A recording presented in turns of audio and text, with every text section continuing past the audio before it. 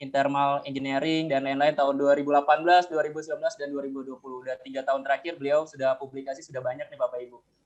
Hari ini kita akan serahkan kepada ini ya pembicara kita kepada Pak Apri.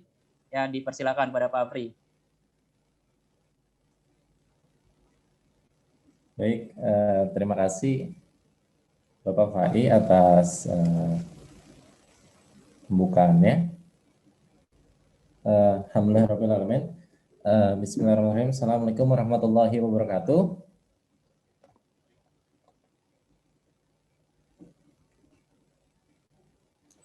Salam. Suara saya terdengar? Terdengar, Pak. Oke, alhamdulillah. Alhamdulillahirabbil alamin. Alhamdulillahilladzi hadana li hada wa ma kunna linahtadiya laula an hadanallah. Laqad ja'at rasuluna bil haqq. Asyhadu an la ilaha illallah wa asyhadu anna Muhammadan abduhu wa rasuluh. Amma ba'd.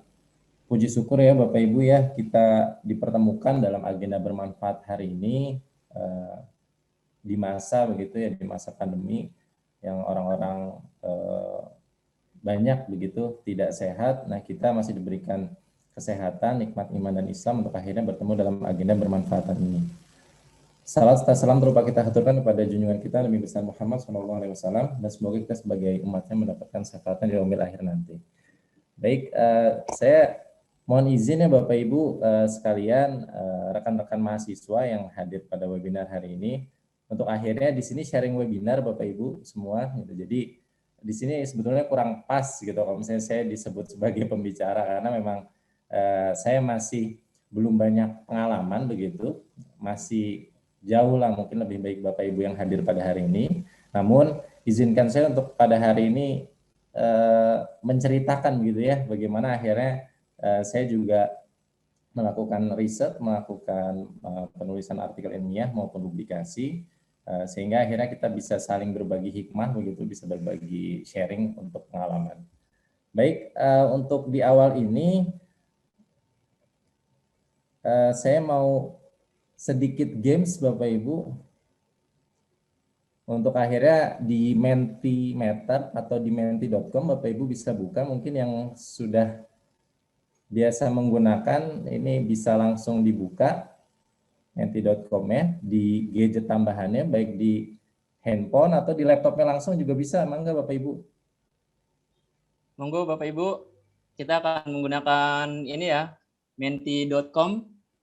Untuk kodenya sudah di-share Bapak Ibu di chat, atau saya sebutkan kodenya 5362864 ya Pak Apri ya? Iya, betul Pak. Nah, jadi langsung bisa masuk ke menti.com, kemudian 5362864. Monggo Bapak Ibu, silakan ditunggu.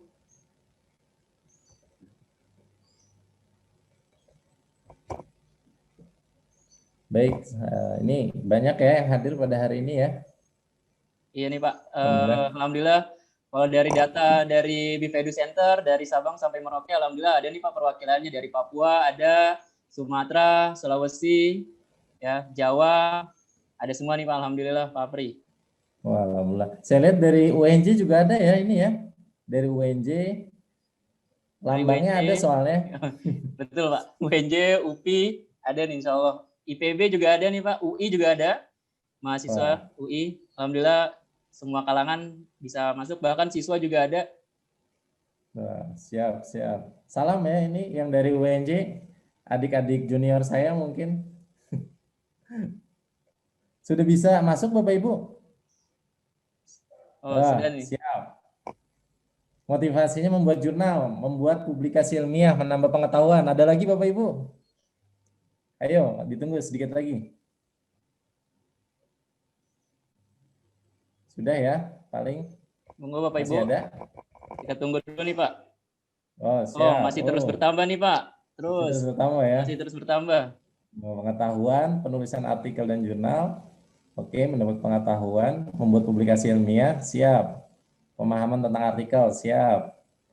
Oke, baik ya, kita langsung next saja. Oke, selanjutnya, silakan.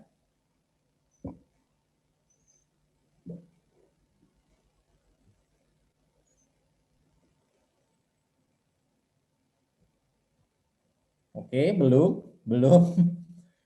Siap, belum pernah. Jurnal kimia siap. Wah, ini sepertinya di kelasnya Bapak Fai ini ya, yang sudah di jurnal kimia. Oke, siap Bapak, Ibu. Berarti banyak yang belum. Siap, saya langsung lanjut ke next.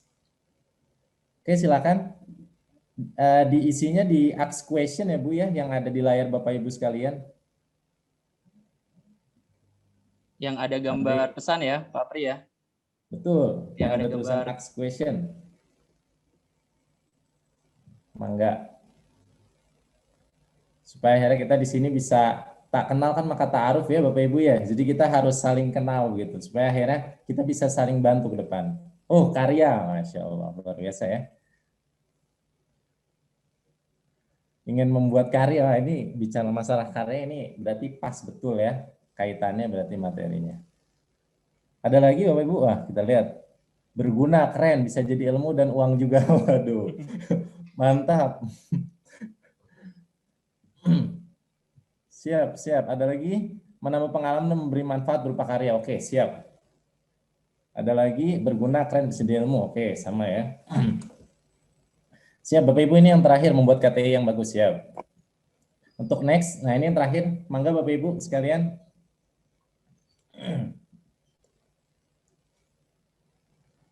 Kira-kira pertanyaan apa nih yang ada di benak Bapak Ibu terkait penulisan artikel ataupun publikasi ilmiah? Kita akan buka dulu di awal supaya akhirnya nanti kita akan bahas bersama seperti itu.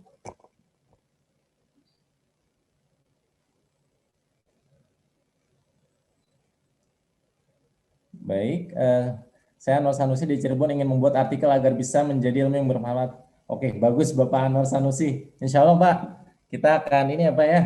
Kita akan coba kupas, kemudian kita bahas bersama, dan bahkan kita mungkin akan bisa berkolaborasi begitu Bapak. Berguna, keren. Oke nih tadi ya. Siap. Baik, itu saja Bapak Ibu ya. Terima kasih. Alhamdulillah kita sudah sedikit banyak tahu begitu. Saya akan coba masuk ke materi supaya akhirnya Bapak Ibu sekalian bisa langsung mengetahui terkait outline hari ini. Jadi saya bagi menjadi 4 outline Bapak Ibu untuk materi webinar kita pada hari ini. Yang pertama itu motivasi penulisan dan publikasi jurnal, selingkung jurnal yang kedua, kemudian teknik penyusunan manuskrip artikel ilmiah. Jadi ini secara teknis kita coba Bapak Ibu. Kemudian yang keempat adalah proses peer review jurnal. Baik, kita akan langsung masuk saja. Oke, sebelum masuk, kita akan melihat bagaimana sebetulnya motivasi untuk menulis. Gitu. Ada yang bisa, satu, Bapak Ibu, kira-kira motivasi menulis Bapak Ibu nih sekarang apa sih? Gitu. Nah, kira-kira tadi udah banyak disebutkan ya Bapak Ibu ya, sebetulnya motivasinya apa saja untuk menulis, untuk melakukan publikasi ilmiah. Nah, ini pribadi ya Bapak Ibu ya, kalau misalkan saya boleh sharing, banyak hari ini dari kita yang melakukan sebuah penulisan itu, nah ini masih belum clear begitu. Jadi ya sudahlah kita nulis saja gitu. Paling untuk ada yang udah sekedar naik pangkat gitu, ada yang untuk kewajiban, ada yang untuk mahasiswa nih rekan-rekan mahasiswa, ada yang penting lulus gitu. Nah ini akhirnya Bapak Ibu yang perlu kita perbaiki dulu di awal gitu, bagaimana konsep akhirnya motivasi menulis gitu. Saya pribadi memaknai melakukan penulisan artikel ilmiah itu adalah untuk motivasi beramal Bapak Ibu gitu. Jadi sebaik-baik manusia adalah mereka yang bermanfaat bagi orang lain. Nah, itu juga disampaikan oleh Merton ya. Jadi dalam norma masyarakat ilmiah disebut communalism. Nah, kebenaran baru yang dihasilkan dari sebuah penelitian harus dibagikan pada orang lain. Nah, ini Bapak Ibu ya. Jadi kalau misalkan saya temui ya, banyak akhirnya Bapak Ibu guru ataupun rekan-rekan dosen yang akhirnya melakukan penulisan karya tulis ilmiah. Nah, ini ketika bertemu gitu dengan sulitnya, nah itu akhirnya menyerah gitu. Tapi ketika kita punya motivasi yang baik begitu, nah ini insya Allah akan berbeda Bapak Ibu ya gitu. Jadi ketika menemui kesulitan, nah ini kita niatnya beramal gitu, maka ya kita lakukan. Nah di sini ada 3 Bapak Ibu sebetulnya yang harus digarisbawahi terkait penulisan artikel ilmiah. Nah yang pertama, menulis jurnal adalah skill bukan bakat lahir. Nah banyak Bapak Ibu yang bilang ke saya, Nah sudahlah Mas gitu, dosen senior ya misalkan, saya sudah tidak pernah menulis gitu dari dulu awal misalkan menjadi dosen, bahkan ini untuk ini ya, misalnya contoh rekan dosen begitu.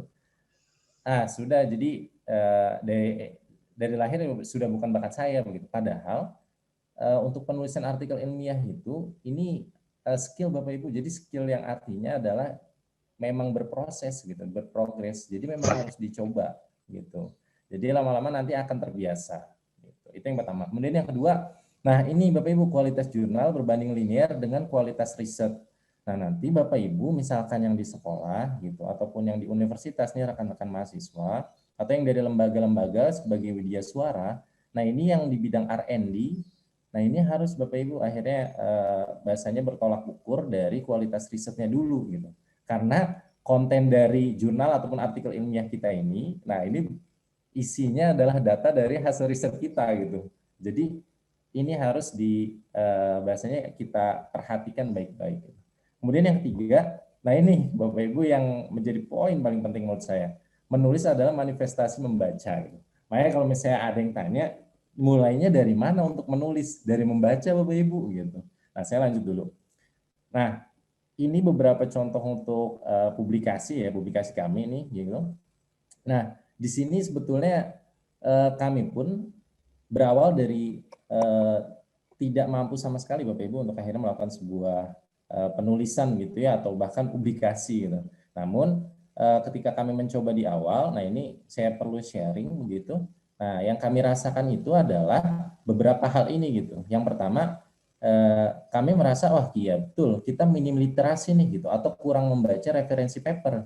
Gitu. Sehingga akhirnya ya bagaimana Bapak Ibu kita akhirnya mau menulis sebuah artikel, namun kita nggak tahu gitu. Kira-kira contoh-contoh paper itu bagaimana gitu. Apalagi kan tiap bidang itu punya kekhasan yang berbeda ya. Nah ini perlu Bapak Ibu untuk akhirnya kita meningkatkan literasi kita. Itu yang pertama. Jadi intinya harus baca dulu. Ya walaupun 1-2 artikel harus. Kemudian tidak up to date terkait bidang keilmuan sendiri. Nah ini Bapak Ibu ya, bagi misalnya Bapak Ibu yang di sekolah begitu, misalkan bagaimana Bapak Ibu mau menulis artikel, tapi Bapak Ibu tidak fokus dengan bidang keilmuan sendiri, misalnya Bapak Ibu yang di media pembelajaran gitu. Nah Bapak Ibu harus fokus terus tuh bidangnya di sana. Kalau bisa baca artikel atau referensi papernya seperti baca koran gitu, tapi memang sulit gitu. Tapi ini perlu dibiasakan intinya. Jadi sehingga akhirnya kita up to date informasi yang terkini sudah sampai mana nih begitu teknologinya misalnya. Kemudian yang ketiga kesulitan dalam memahami konten paper. Nah ini akan kita bahas setelah ini bagaimana akhirnya coba memudahkan kita memahami isi dari paper referensi yang mau bahasa kita adopsi begitu. Nah terus terkendalanya kurangnya kemampuan bahasa Inggris. Tapi ini insya Allah bisa ya Bapak Ibu karena bahasa Google Translate atau proofreader itu sudah banyak begitu. Jadi tidak ada alasan untuk ini. Nah, saya lanjut. Algoritma atau tahapan dalam membaca jurnal. Nah, ini Bapak Ibu ya. Jadi, kalau misalnya umumnya kan dimulai dari title, judul, abstrak, introduction, experimental section, result, discussion, conclusion, dan reference. Nah, namun Bapak Ibu, seringkali kalau misalnya kita mengikuti seperti itu, kita habis waktu gitu. Jadi, misalnya kita udah baca judul, baca abstrak, nah lanjut terus sampai baca result dan pembahasan, kemudian akhirnya conclusion, jadi bingung sendiri gitu. Nah ini bagaimana akhirnya kita mensiasatinya gitu. Nah kita perlu Bapak Ibu memahami konten artikel ilmiah dengan strategi tertentu gitu. Jadi kalau saya pribadi membaca artikel biasanya saya pahami dulu Bapak Ibu apa yang mau kita cari, itu yang pertama, harus itu dulu karena kalau misalnya kita menemukan referensi paper kita baca, kita nggak tahu nih apa yang mau dicari, sudahlah Bapak Ibu, pasti kita akan akhirnya hilang semangat gitu. Jadi kita harus tahu dulu, misalnya mau apa nih carinya gitu. Misalnya saya di bidang gasifikasi gitu kan ya. Keywordnya apa nih keywordnya gitu. Keywordnya misalnya terkait waste to energy, terkait gasifikasi misalkan. Kemudian terkait katalitik. Nah, ya udah dari situ mulai. Nah, keywordnya saya ketikkan tuh gitu. Entah di Google Scholar atau Science Direct atau pencari yang lain. Nah, dari sini Bapak Ibu, kita langsung fokus ke abstrak begitu. Dari yang kita cari dapat nih artikelnya. Nah, kita masuk ke abstrak. Di abstrak ini sebetulnya kita bisa melihat semua isi begitu dari riset atau pekerjaan yang dilakukan oleh paper tersebut. Gitu. Nah, dari situ ke conclusion sebetulnya sudah clear Bapak Ibu. Sudah. Nah, kira-kira ini kita tentukan sesuai nggak untuk artikel kita gitu referensi ini. Nah, kalau misalnya clear sudah, ya sudah, kita baru lanjut ke yang berikutnya. Kalau tidak, sudah Bapak Ibu buang artikel tersebut referensinya. Kita mulai lagi cari dari keyword gitu. Nah, tapi kalau misalnya sudah lanjut, Bapak Ibu nanti bisa fokus lagi detailnya ke table and figure. Jadi ke tabel itu, Bapak Ibu lihat kira-kira kita mau risetnya terkait apa nih. Terus parameter ukurnya ada nggak di tabel tersebut gitu. Ada nggak di grafik tersebut yang kita lagi baca sekarang gitu. Kalau ada, nah baru kita lanjut lagi ke introduction. Gitu. Nah selanjutnya kita lanjut lagi ke result and discussion dan eksperimental. Sehingga akhirnya mana yang akhirnya bisa kita adopsi. Nah ini ada 4 ya Bapak Ibu ya. Jangan baca semua teks, pastinya fokus pada keyword, beri highlight dan catat poin penting. Karena nanti kalau kita tidak lakukan, kita akan sulit Bapak Ibu kembali lagi ke artikel tersebut. Gitu. Karena banyak begitu isinya. Nah kemudian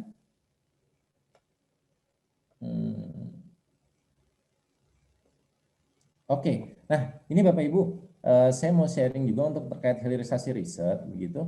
Jadi seperti yang saya bilang tadi, untuk publikasi kita, penulisan artikel kita itu sangat berkaitan erat dengan output ataupun hasil riset kita, begitu. Jadi ini penting sekali Bapak Ibu hilirisasi riset gitu, karena dimulai dari penelitian dasar dulu, gitu, kemudian penelitian terapan. Nah kita punya produk pengembangan, misalnya Bapak Ibu terkait pembelajaran di kelas ataupun misalnya terkait teknologi, terkait sebuah produk mesin misalkan. Nah, misalnya di sini saya membuat reaktor Bapak Ibu gitu. Nah di sini produk pengembangan ini, nah saya terus lanjutkan Bapak Ibu gitu untuk diabdikan kepada masyarakat gitu.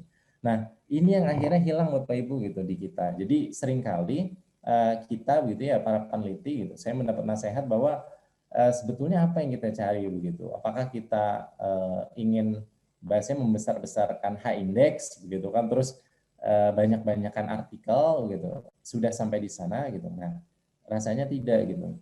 Tapi justru harusnya yang urgensitas itu gitu, yang prioritas. Nah, kita aplikasikan Bapak Ibu produk kita gitu di masyarakat. Nah, ini gitu. Jadi sehingga akhirnya ini saya rasakan. Nah, dari sini justru kita akan mendapatkan ide-ide untuk menulis lagi begitu. Contoh ya Bapak Ibu ya, misalnya kami buat di sini ada reaktor untuk mengubah sampah organik menjadi bahan bakar gas. Kemudian sampah plastik menjadi bahan bakar minyak begitu. Sehingga akhirnya kita buat juga nih kompornya yang bisa kompatibel dari bahan bakar yang kita hasilkan begitu. Nah, dari sini Bapak Ibu ketika kita aplikasikan di masyarakat, ternyata kita ketemu Bapak Ibu dengan masalah begitu. Ternyata di masyarakat itu mereka kesulitan ketika ketika kita running gitu, melakukan sekali proses, selesai harus berhenti dulu, ntar baru mulai running lagi sekian jam, mulai lagi. Nah ini sulit Bapak Ibu bagi mereka gitu. Nah mereka inginnya kan praktis ya gitu. Nah inginnya praktis ini bagaimana nih gitu otomatisasinya. Ini yang akhirnya membuat kami, oh berarti ini harus diotomatisasi. Nah muncul lagi ide Bapak Ibu untuk membuat alat ini lebih otomatisasi. Nah ini akhirnya bisa jadi judul baru untuk artikel ilmiah kita. Nah kita bisa publish lagi. Nah ini pengalaman saya juga, kalau misalkan untuk riset terapan ya Bapak Ibu ya, ini punya power yang lebih gitu di mata reviewer ya gitu. Daripada hanya sekedar riset dasar yang memang hanya pembuktian konsep misalnya. Itu yang saya rasakan. Baru akhirnya di sini output terakhir adalah publikasi. Sehingga akhirnya Bapak Ibu kita di sini bisa dapat amal jariah gitu ya, selain bahasanya kita di dunia bisa dapat artikel, outputnya karya begitu, tapi di akhirat juga kita bisa dapat jariahnya. Jadi banyak sekali Bapak Ibu yang bisa kita dapatkan. Termasuk di sini bisa dilihat ada CV hijauku hijaumu. Ini bagian dari kewirausahaan yang bisa dibentuk dari produk pengembangan riset ini begitu. Sehingga akhirnya kita bisa memperdayakan masyarakat untuk lebih maju lagi secara ekonominya. Nah, Kira-kira itu Bapak Ibu ya bisa ditangkap bahwa memang harus di-clearkan dulu gitu dari kita pribadi, sehingga akhirnya ketika kita menemukan kesulitan kita tidak give up Bapak Ibu gitu. Karena sudah jelas apa yang mau kita tuju dan semangatnya itu ada gitu. Tidak hanya sekedar rutinitas ataupun hanya sekedar menggugurkan kewajiban. Itu poin pentingnya untuk yang outline pertama ya. Nah, kemudian kita masuk ke selingkung jurnal. Nah, ini Bapak Ibu ya, jadi kriteria artikel jurnal ilmiah apa saja sih begitu. Di sini ada memberikan pemahaman baru berdasarkan kajian riset, ada proses peer review, mengandung citasi dan referensi yang tepat, terus diterbitkan di publishing house, penggunaan bahan baku, penggunaan bahasa yang baku atau formal. Nah kalau saya tanya ya Bapak Ibu ya, kira-kira ya kalau misalnya koran atau majalah disebutnya bisa disebut artikel ilmiah tidak Bu? Ada yang bisa ini bantu menjawab? Monggo Bapak Ibu, silakan jika ada yang bisa membantu jawab. Atau mungkin ada yang mau didiskusikan dulu kali ya, Pak Apri ya. Mangga, ada yang mau silakan. bertanya. Silakan Bapak Ibu, boleh langsung di unmute kalau ingin bertanya. Atau misalnya ada yang mau menjawab, silakan atau Bapak di Ibu. chat juga bisa nanti dibacakan Pak Pai ini Bapak Ibu, silakan. Boleh, silakan monggo Bapak Ibu. Pak Rifai, saya mungkin ya Pak Rifai. Oh boleh, Bu Imas. Bu Isma silakan. Dari Lab School juga nih, Pak. Ya, tapi sebelumnya mau, ya. Tapi sebelumnya mohon maaf tidak bisa menyalakan kamera video Baik. Pak Rifai, Pak. Baik, Bu Apri Isma. Monggo silakan Bu Ya. Isma. Ya, terima kasih Pak Rifai, Pak Apri sebelumnya. Tadi perkenalkan nama saya tadi bisa dipanggil Bu Risma, Bu Imas ya, sama dengan Pak Rifai dari Lab School. Teman saya di Lab School SMP-nya ya, Pak Rifai di SMA.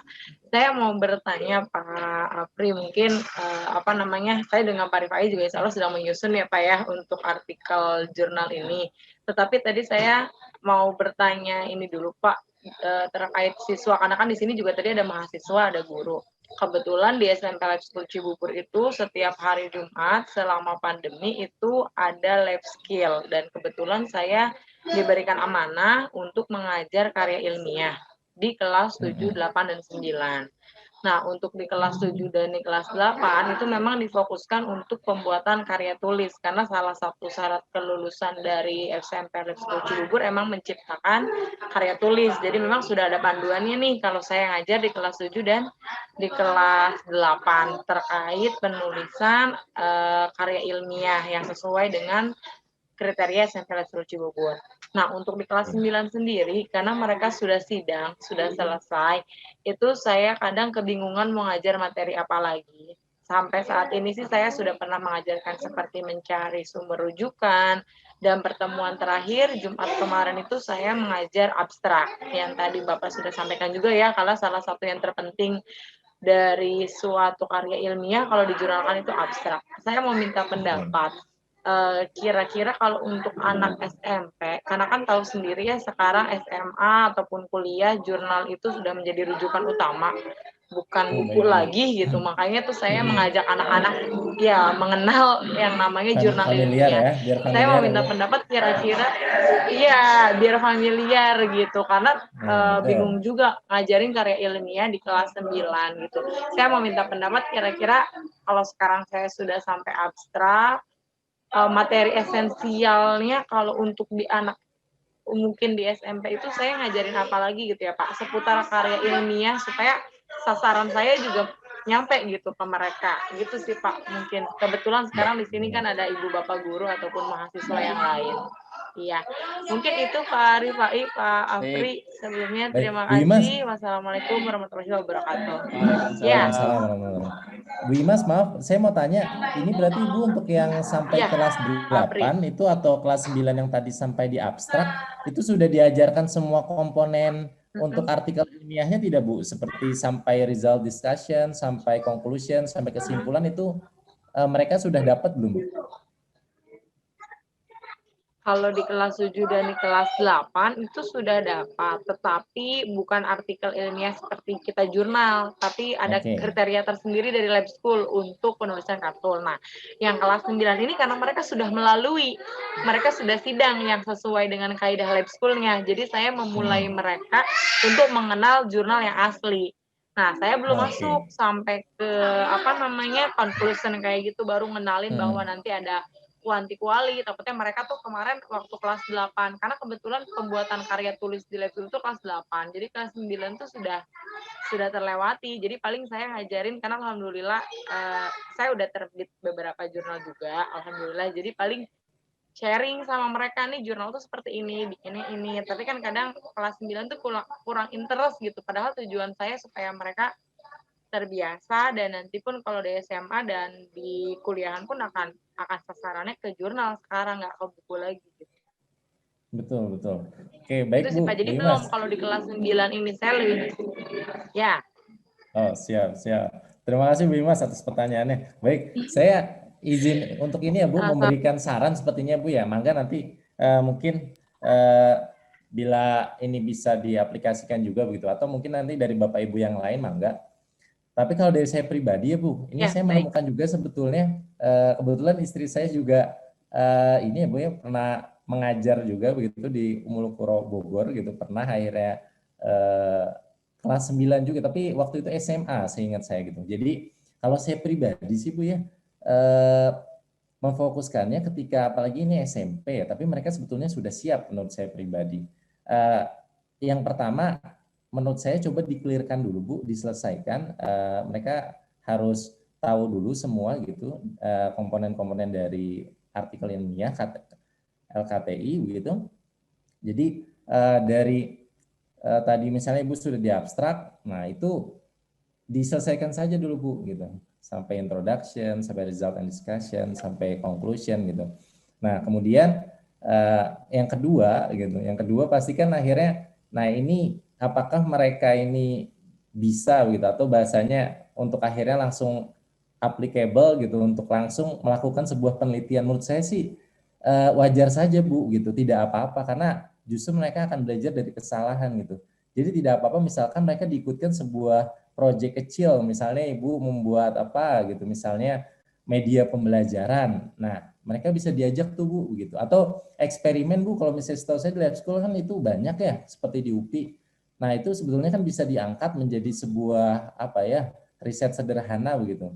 Sehingga akhirnya minimal maksud saya, nah nanti dari yang mereka sudah ketahui itu yang di awal semua komponen-komponen artikel ilmiah, nah mereka bisa aplikasikan langsung begitu dalam bentuk riset sederhana. Jadi dari datanya itu mereka bisa masukkan tuh ke dalam sebuah artikel ilmiah, walaupun akhirnya pasti masih banyak kekurangan. Tidak apa-apa Bu gitu di poin kedua. Minimal mereka langsung merasakan bagaimana sih bahasanya mengolah data dan masukin datanya itu, mengemasnya menjadi sebuah artikel.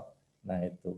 Baru yang ketiga Bu ya, kalau menurut saya, nah ini saya juga pernah menemukan gitu. Jadi siswa ini atau mahasiswa lah juga gitu. Kalau misalkan mereka hanya memang di apa ya, mendapat ilmunya begitu, tapi tidak ada challenge, nah mereka akan menjadi apa ya, hilang semangat gitu. Bahasanya mereka dengan bahasa jiwa mudanya perlu dikasih challenge Bu gitu. Kalau menurut saya bisa Bu, misalkan seperti lomba-lomba kan banyak nih gitu. Misalnya di LIPI aja gitu. Atau beberapa lomba ada nih, sebetulnya saya juga kemarin informasinya gitu. Bisa saya share nanti, dicoba saja Bu, diikutkan mereka nanti gitu. Dari hasil yang tadi Ibu ikutkan mereka dalam proyek kecil ataupun riset sederhana lah misalkan di lab school begitu. Sehingga akhirnya mereka dapat challenge langsung. Nah, menurut saya itu treatmentnya bagus untuk mereka. Menurut saya itu Bu, kira-kira. Ya, terima kasih Pak Apri. Nanti kalau boleh di-share yang tadi lomba-lomba di LIPI-nya sangat membantu sekali pasti. Terima kasih Pak Rifai, Siap Bu Pak Imas, Apri. insya Allah. Baik, Nanti saya terima akan kasih share. Bu Imas.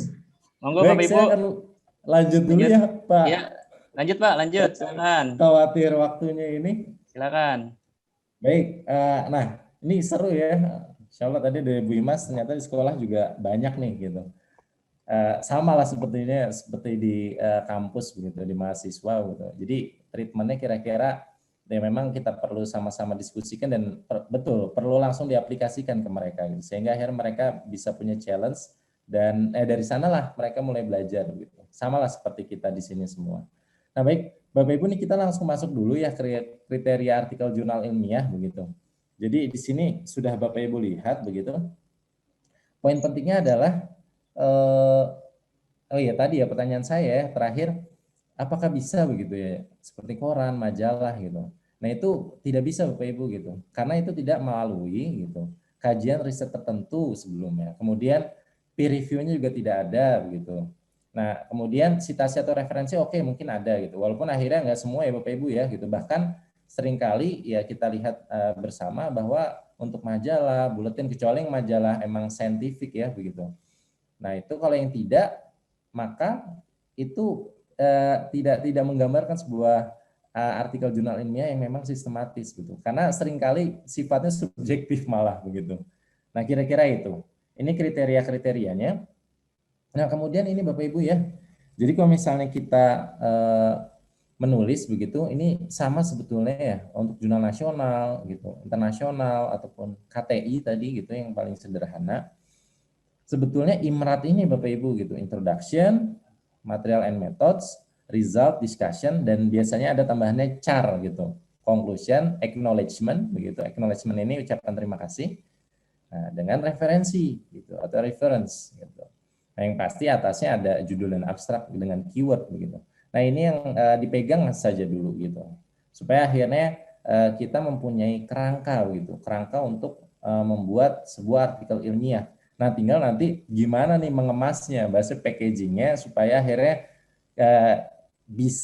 kita bisa menakar Bapak Ibu. Nah, hari ini kan mungkin Bapak Ibu kita ya, maksudnya agak sulit nih menakar. Misalnya kita punya riset tadi, misalnya tadi Bu Imas punya riset gitu dengan siswanya dicoba gitu. Terus ini bisa nggak ya masuk jurnal internasional lah? Itu kan kalau misalnya bisa dibilang misalnya orang umum wah nggak akan bisa itu kan SMP, belum tentu Bapak Ibu gitu. Kalau kita treatment gitu kira-kira barangkali bisa untuk akhirnya ke sana, tapi dengan bantuan-bantuan dengan trik-trik tertentu gitu. Seperti alat-alatnya kita bekerja sama gitu dengan misalnya LIPI, dengan misalnya BPPT atau dengan lembaga-lembaga lain gitu. Nah, nanti mengemasnya gitu. Sehingga akhirnya bahasanya bukan subjeknya siapa gitu, tapi isinya ini gimana akhirnya mengemasnya. Nah, sehingga akhirnya bobotnya ini bertambah begitu dan dikatakan layak untuk masuk ke jurnal nasional misalkan ataupun ke jurnal internasional. Nah ini Bapak Ibu untuk menulis, jadi kalau misalnya tadi urutannya yang secara umum ya Bapak Ibu ya teoritis, nah ini saya mau sharing akhirnya bagaimana secara teknisnya begitu. Kan kadang kita sulitan ya Bapak Ibu ya untuk menulis, aduh Pak ini kita nulis dari judul begitu, kok susah banget nyari judulnya ya begitu. Padahal kita udah ngerjain risetnya itu ada tuh ya, seperti itu ya mahasiswa yang bilang. Nah, akhirnya begini Bapak Ibu, sebetulnya kan poinnya itu di data ya gitu. Nah, data ini sebetulnya sudah kita dapat begitu dari hasil riset, dari hasil observasi, dari hasil survei. Nah, dari sini ditulis dulu Bapak Ibu gitu. Metodenya pasti kan sudah ada. Gitu. Kan kita nggak mungkin nggak pakai metode kayak tadi kualitatif, kuantitatif misalnya dari Bu Imas. Misalnya kalau saya di teknik itu eksperimental, ada yang simulasi software atau aplikasi, ada yang bentuknya itu pemodelan matematis begitu. Nah, ini kan bisa kita tulis Bapak Ibu, karena kita udah dapat gitu datanya, metodenya juga udah tahu jelas. Gitu. Itu dulu aja gitu, udah nggak usah ke judul nanti aja lah gitu. Nah, masuk baru ke pembahasan gitu. Di pembahasan ini di sini bisa dilihat ya Bapak Ibu ya, di sebelah kanannya hasil di organisasi sebelum Anda menganalisisnya dalam pembahasan. Jadi Bapak Ibu mengorganisasi dulu, bahasanya tadi mengolah data ya gitu. Kayak tadi misalnya siswa dia udah ikut nih riset proyek kecilnya gitu. Nah, dari situ dia dapat data apa nih gitu. Nah, data itu Bapak Ibu yang harus diatur gitu. Kira-kira harus dibantu ya di otak-atik supaya akhirnya ini dapat dituliskan di pembahasan begitu. Nah, barulah nanti kalau masih pembahasan sudah, nah kita akan dapat kesimpulannya. Itu akan lebih mudah. Nah, barulah kita masuk ke pendahuluan, Bapak Ibu. Nah, pendahuluan jika telah mengetahui kesimpulan dari penelitian Anda dan telah menulis bab-bab lain, gitu. Jadi pendahuluan itu nanti isinya betul ada latar belakang. Nah, tapi yang paling sulit itu adalah menulis penelitian-penelitian terdahulu itu, Bapak Ibu.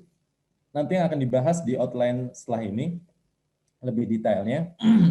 Namun tadi Bapak Ibu, poinnya adalah Bapak Ibu lebih baik menuliskan dari data yang sudah ada dan metodenya, barulah akhirnya ke pembahasan kesimpulan masuk ke pendahuluan. Setelah itu reference tinggal mengikuti saja, gitu.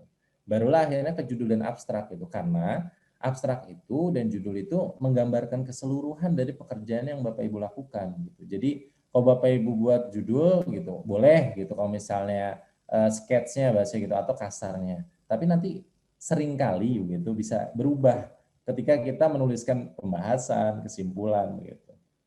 Oke, kira-kira itu ini untuk urutan menulis secara teknisnya ya Bapak Ibu ya supaya lebih mudah gitu. Nah, kemudian nih Bapak Ibu ya yang sering ditemui khususnya kami juga nih di kampus gitu. Nggak hanya di kampus Bapak Ibu karena ini berlaku secara nasional dan internasional bahwa yang namanya plagiarisme begitu ya, plagiat itu tidak boleh gitu. Seringkali ada yang misalnya tadi disebutkan sudah publikasi di sini di jurnal kimia dan lainnya, tapi ada di kontennya itu yang plagiat. Nah, itu bisa ditarik Bapak Ibu, yang sudah publish bisa dibatalkan publishnya gitu.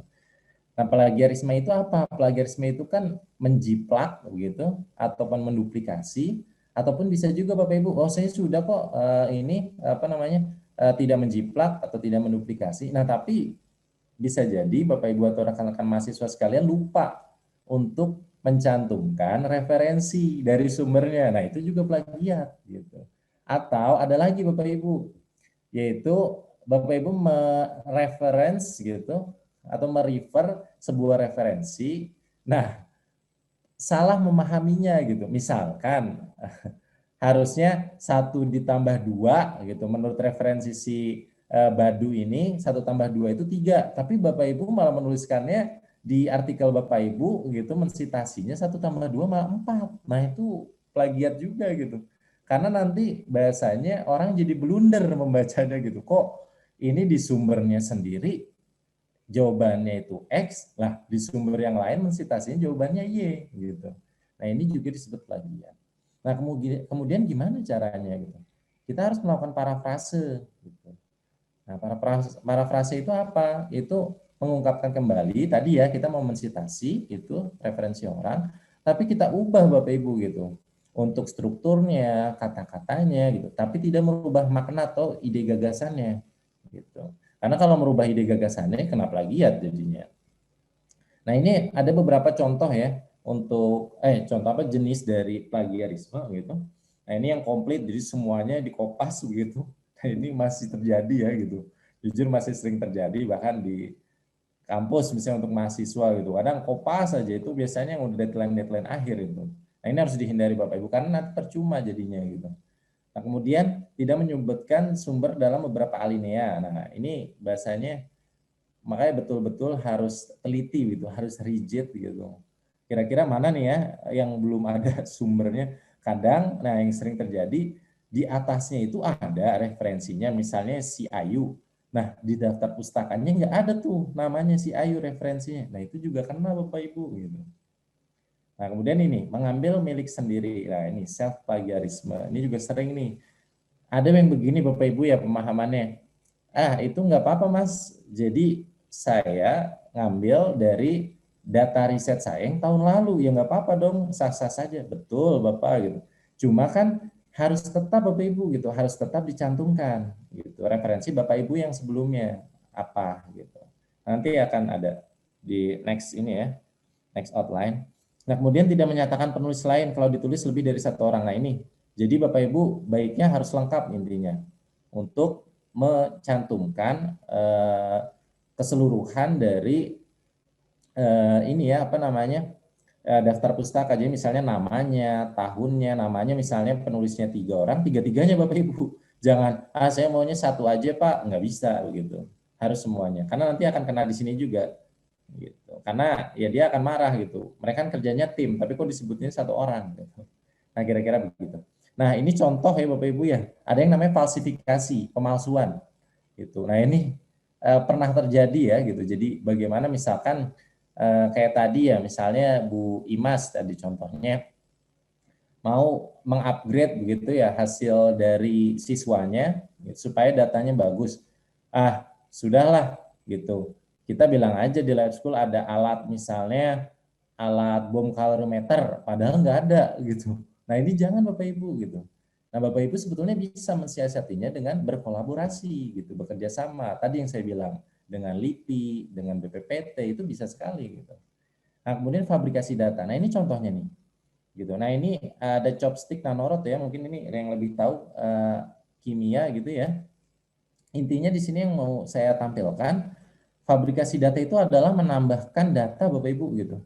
Jadi data itu benar nih ada gitu kan, si chopstick nanorotnya itu gitu, dari hasil risetnya si Raja Sekar gitu kan, di Q1 ini, padahal Bapak Ibu ya nanoletters, bayangkan.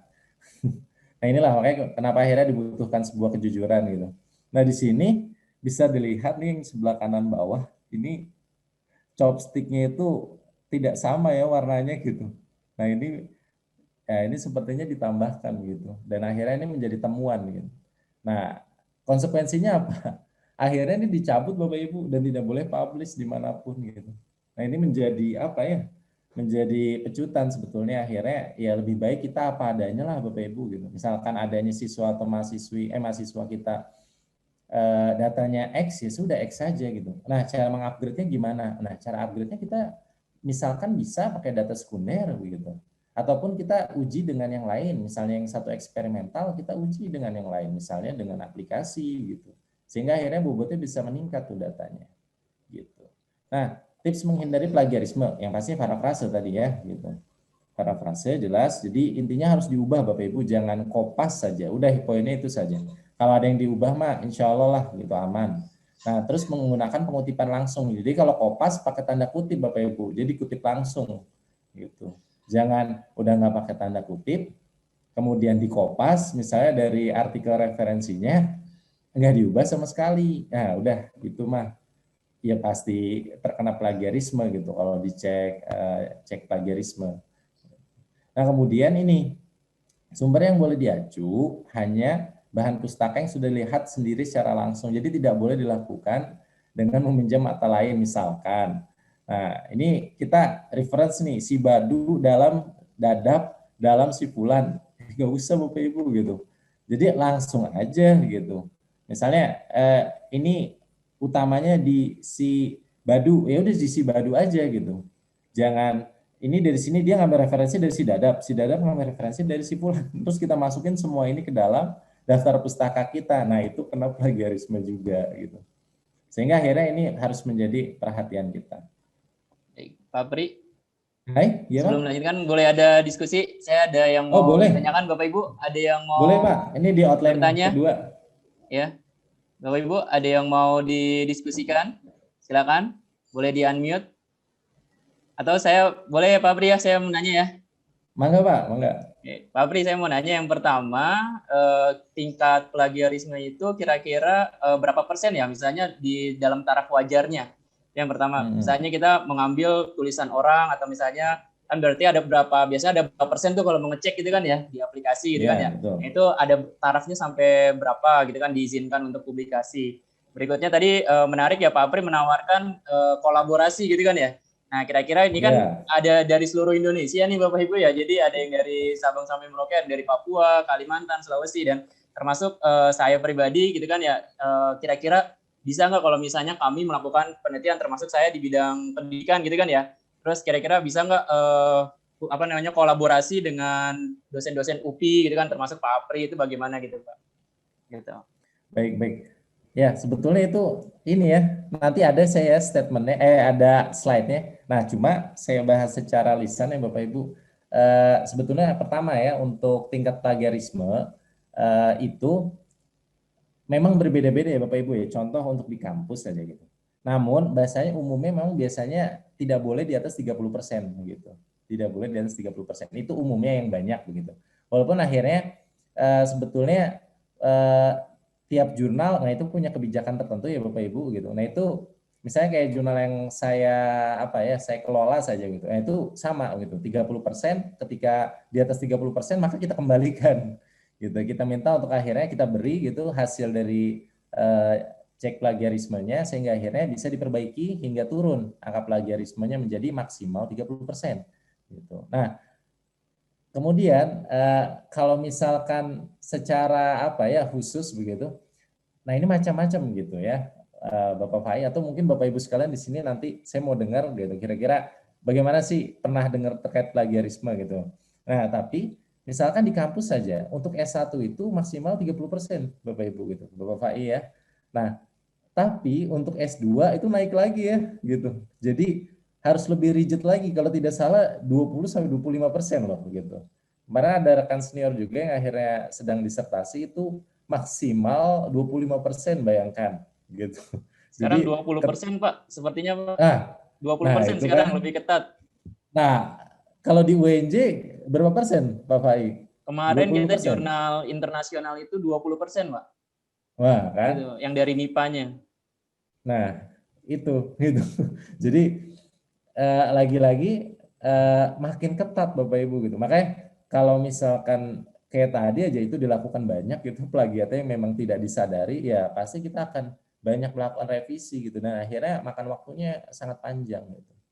Nah, itu sih paling. Kemudian bicara masalah kolaborasi ya gitu. Sebetulnya saya ini ya prefer ya gitu. Jadi mangga Bapak Ibu, saya aware justru dengan kolaborasi gitu. Misalkan Bapak Ibu ada yang kira-kira bisa nih gitu mau kolaborasi gitu, bisa dikomunikasikan. Contoh nih, saya contoh ya, saya dengan Bapak Fai nih ya, kemarin ada bukaan untuk hibah dikti begitu. Nah kemarin kita coba untuk yang pengabdian masyarakat, nah itu kita coba melakukan kolaborasi ya dengan melakukan diskusi pastinya sebelumnya, kemudian kita akan coba mengangkat gitu engineering gitu untuk akhirnya yang bisa kita tampilkan gitu, kita lakukan riset dan kita aplikasikan di masyarakat itu. Sebetulnya sangat bisa. Nah, mangga Bapak Ibu mungkin di sini Bapak Fai bisa ditawarkan barangkali ada yang ini ya pernah tahu terkait plagiarisme. Monggo Bapak Ibu, berarti kita terbuka ya Pak Apri ya, kalau Pak Apri ini Bapak Ibu guru yang ada penelitian bisa masuk bareng dengan Pak Apri gitu ya, kolaborasi ya dari UPI gitu ya. Silakan Bapak Ibu gitu. Monggo Bapak Ibu ada yang mau menyampaikan Bapak Ibu, silakan. Coba atau terkait plagiarisme Bapak Ibu yang pernah dengar gimana gitu. Silakan Bapak Ibu, ada yang mau ditanyakan atau tentang plagiarisme? Bisa langsung dipotong ya Bapak Ibu, mangga ya gitu. Kalau tadi saya terlalu fokus. Monggo Bapak Ibu, silakan. Atau para mahasiswa boleh nih, mangga. Saya rindu nih mendengar dari mahasiswa UNJ mungkin, atau dari IPB, atau dari UPI. Silakan. UI juga ada nih Pak, UI Pak. Oh UI silakan, oh iya, betul. Oke, ini ada pertanyaan nih Pak, saya bacakan ya Pak ya. Dari Pak Ibu Pratiwi Nur Aisyah, terima kasih sharing sesinya Pak Apri. Bagaimana tipsnya agar paper kita bisa menembus jurnal ilmiah yang terpercaya Pak? Oke. Ya, baik. Ya, terima kasih ya. Dengan Ibu siapa? Maaf, Ibu Pratiwi Nur Aisyah. Ibu Pratiwi. Oke, Ibu Pratiwi ya. Siap. Terima kasih Ibu Pratiwi atas pertanyaannya. Jadi bagaimana akhirnya bisa menembus jurnal yang bereputasi gitu atau terpercaya lah gitu. Yang pasti kita harus cek dulu Bapak Ibu gitu. Harus cek dulu jurnalnya. Jadi Bapak Ibu bisa masuk ke Sinta begitu ya gitu. Ataupun selain masuk ke Sinta, Bapak Ibu bisa masuk ke Skimago. Nah, di sana Bapak Ibu bisa cek nanti jurnal apa saja sih yang terpercaya, yang ada gitu, ataupun ada pada listnya Sinta gitu, atau di Skimago gitu. Nah, perlu juga Bapak Ibu catat bahwasannya ada beberapa yang itu juga ini Bapak Ibu menjadi jurnal predator. Nah, itu bisa masuk ke ini ya Bapak Ibu ya, Bell's List namanya. Nah, di sini sebetulnya di slide saya yang di bawah ada begitu. Dan saya pun ada Bapak Ibu nanti akan saya share juga Excel gitu ya, jurnal predator. Nah itu Bapak Ibu nanti bisa cek di sana Bapak Ibu. Sehingga akhirnya mana ya? Nah ini Bell's list. Nah ini listnya ini Bapak Ibu nanti bisa cek di sini nih, semuanya ada di Skimago, kemudian di Sinta. Nah di Bell's list ini ada jurnal-jurnal yang itu harus dihindari begitu. Akhirnya yang predator. Nah itulah yang akhirnya pertama harus dihindari. Nah kemudian itu yang pertama. Jadi harus tahu dulu jurnal yang dihindari Bapak Ibu. Nah kemudian Bapak Ibu bisa masuk ke Sinta saja gitu. Sama nih Skimago JR. Nah searching misalnya Bapak Ibu bidangnya apa? Yaitu engineering misalkan. Nah udah klik engineering. Nah di situ nanti kan muncul banyak jurnal. Nah Ibu bisa pilih di sana. Kira-kira jurnalnya apa? Nah nanti bisa dilihat. Nah poinnya adalah bagaimana akhirnya itu bereputasi. Lihat dari SGR-nya gitu ataupun impact factor gitu. Impact factor itu adalah seberapa besar gitu si jurnal tersebut itu disitasi Bapak Ibu oleh peneliti lain. Nah, sehingga itu menjadi indikator bahwa ini jurnalnya itu bereputasi gitu. Nah, terus nilai SGR juga gitu. Sehingga akhirnya dari situ Bapak Ibu tidak akan terkena nih oleh jurnal predator ataupun jurnal-jurnal yang bahasanya tidak bereputasi. Begitu ya Bapak Ibu kira-kira. Bu Pratiwi kira-kira seperti itu Bu. Mangga, bila ada yang masih mau didiskusikan. Monggo Bu Pratiwi, ada yang mau disampaikan lagi? Cukup? Boleh di-unmute. Bapak Ibu silakan kalau ada yang mau didiskusikan, boleh di-unmute Bapak Ibu. Silakan Pak, Bu. Atau ada yang mau lewat chat? Bebas. Iya, boleh. Atau yang mau lewat chat juga boleh. Oke, terima kasih Bu Pratiwi. Silakan, ada yang mau disampaikan lagi? Atau yang mau ditanyakan? Kalau nggak ada, kita lanjutkan ya, Pak Pri ya. Oke, baik, mangga. Silakan. Nah, ini Bapak Ibu ya, kita akan lanjut. Nah, ini saya mau tanya dulu deh gitu. Kira-kira ada yang sudah sudah familiar belum dengan ini? Plagiarisme checker, Grammarly, Turnitin. Ada yang sudah pernah belum melakukan cek plagiarisme? Coba Bapak Ibu. Atau justru kesulitan? Bisa di-share nggak kesulitannya dalam melakukan cek plagiarisme? Saya Turnitin nih Pak.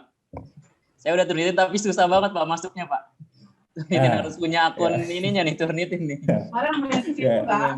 Nah itu memang kendala sih. Ya betul. Yang lain bagaimana nih Bapak Ibu?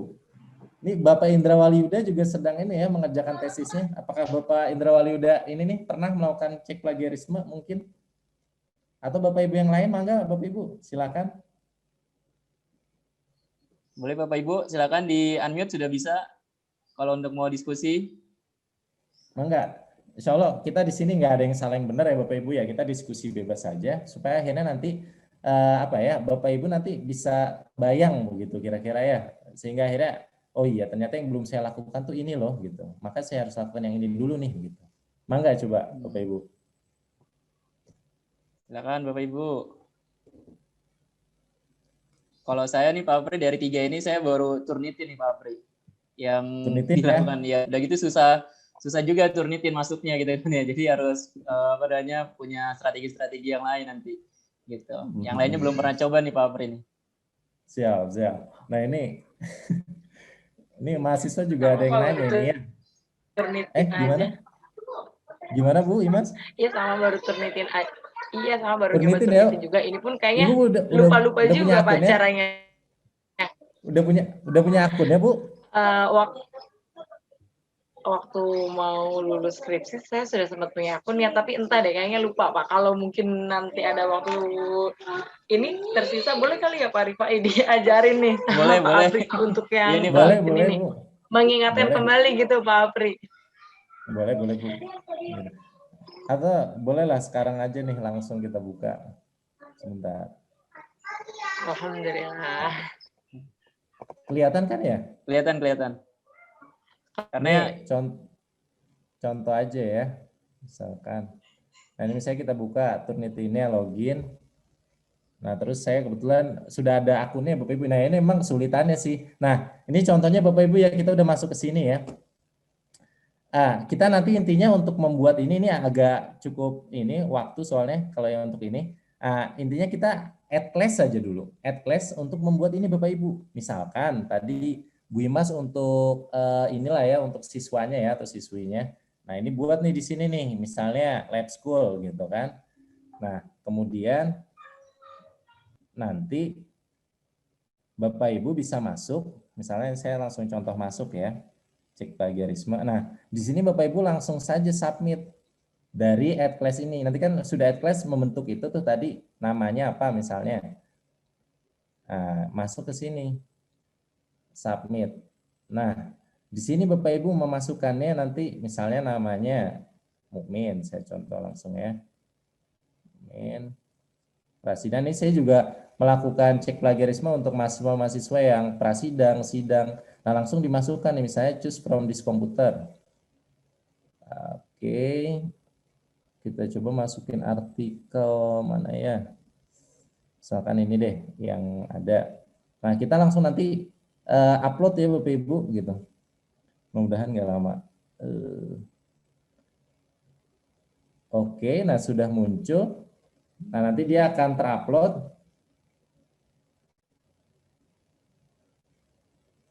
Jadi nanti Bapak Ibu bisa langsung add class di assignment tadi ya. Nah, kemudian cara submitnya seperti ini. Nah, confirm. Nah, di sini langsung masuk go to assignment inbox. Nah, Bapak Ibu nanti bisa masuk nih di sini gitu. Tadi mana ya namanya? Mukminah ini. Nah, nanti di sini tinggal menunggu nih Bapak Ibu persentasenya yang keluar. Ini dikliknya di sini. Ya, ini agak lama nih memang. Kira-kira 5 menit adalah kira-kira waktunya. Nah, nanti muncul saja di sini. Nah, kan? Nah, ini kan. Nah, nanti bisa dilihat di sini Bapak Ibu plagiarismenya. Ini PDF sama Word bisa ya Pak Apri ya? Atau Bisa, PDF, Pak, bisa. PDF saja? Bisa. PDF bisa. Tapi ini kan yang sudah publish ya. Bisa kalau yang sudah publish dia 100%. Ini saya misalkan contohnya ini aja.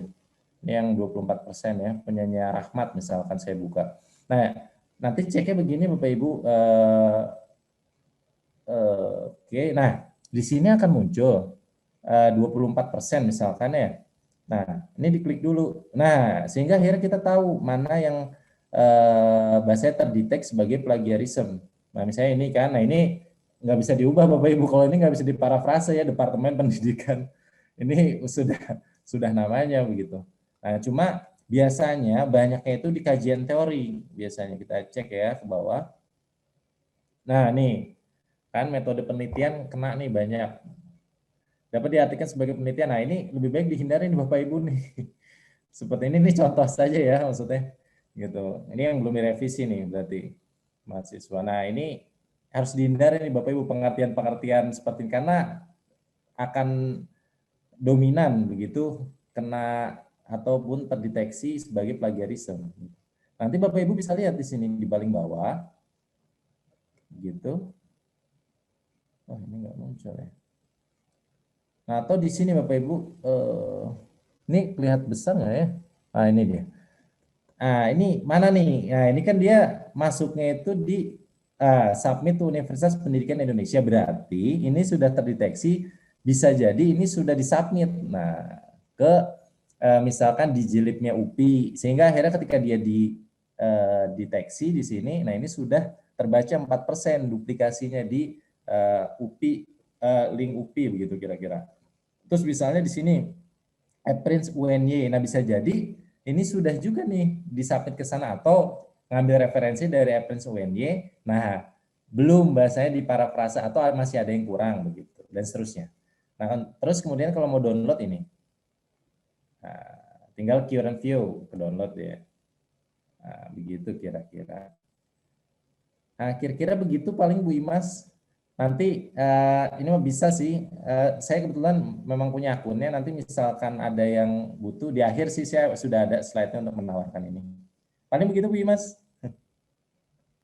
Siap. Ya, Gimana? terima kasih Pak Apri. Baik Bu, sama-sama. Nah, oh iya sampai lupa bahwa jangan lupa juga ya Bapak Ibu nanti, nih di bagian tadi setting, nah ini jangan sampai lupa ini untuk memastikan submit paper 2-nya itu no repository. Nah, ini sangat bahaya sekali. Ini perlu saya sampaikan karena nanti gitu ataupun pengalaman ya Bapak Ibu ya. Jadi misalkan nanti ini masih masih repository, nah ini akan tersimpan di database dari Turnitin itu sendiri. Nah, misalkan sudah nih tadi dilakukan seperti tadi, di-download. Nah, ini posisinya masih repository, maka si Turnitin membacanya ini di-save di cloud ya, atau bahasanya di database-nya Turnitin. Nah, nanti Bapak Ibu cek lagi tuh. Saya udah revisi, Pak. Oke, kita cek lagi plagiarisme. Wah, ternyata kok tinggi sekali, bahkan seringnya tuh muncul langsung 90%. Nah, itu karena tadi Bapak Ibu, karena dia itu tersimpan di repositorinya Turnitin gitu. Jadi harus dipastikan bahwa ini no repository, itu penting sekali nanti. Mungkin itu